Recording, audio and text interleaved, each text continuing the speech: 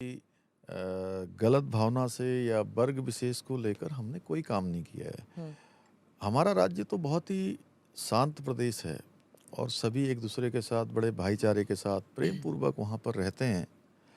लेकिन उत्तराखंड राज्य के अंदर अतिक्रमण, इंक्रोचमेंट ये बहुत बड़ी मात्रा में था और हमारी सरकारी ज़मीनों पर, फॉरेस्ट लैंड पर, जगह-जगह पर।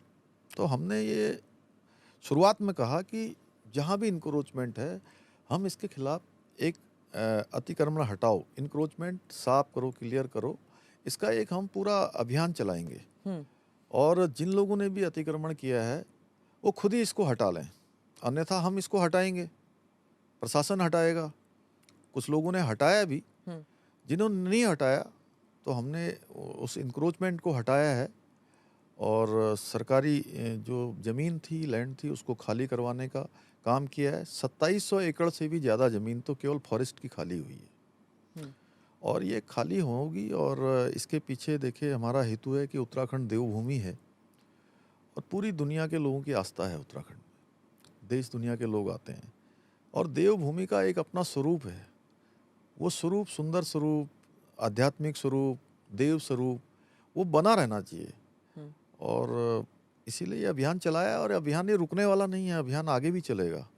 अभी हुँ। हमने पिछले दिनों बरसात के कारण से और मानसून के कारण से कुछ उसको वो धीमा हुआ था क्योंकि हमारे प्रशासन के लोग आपदा के काम में, राहत के कामों में लगे हुए थे।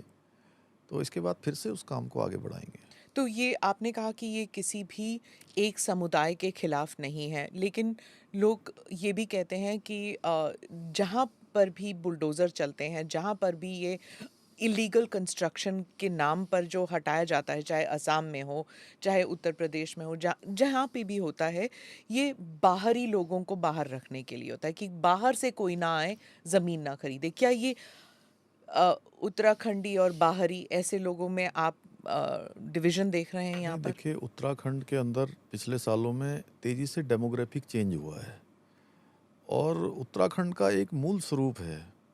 वो मूल स्वरूप बना रहे उसके लिए हमने वेरिफिकेशन ड्राइव भी चलाने का निर्णय लिया है। साथ में जो इंक्रोचमेंट हैं, जो हमारे नदी के किनारे हैं, नाले हैं, अनेकों फॉरेस्ट लैंड है, सरकारी लैंड है, वहाँ पर जो अवैध रूप से आ गए हैं और दूसरा ये है कि बाहर से लोग आ जाते हैं और उनका वेरिफिकेशन नहीं होता है। किसी का कोई क्रिमिनल हिस्ट्री निकलती है, कोई संदिग्ध पाए जाते हैं, बाद में कोई वारदात करते हैं। तो निश्चित रूप से उत्तराखंड बहुत शांति प्रिय है। वहाँ की अपनी एक रहन-सहन की पद्धति है, जीवन की अलग पद्धतियाँ हैं, शांति से रहने वाले लोग हैं। तो वो स्वरूप लोग ऐसा मन में लेकर आते हैं और हमारे यहाँ पूरे देश दुनिया का पर्यटक भी आता है, चार धाम यात्री भी आते हैं।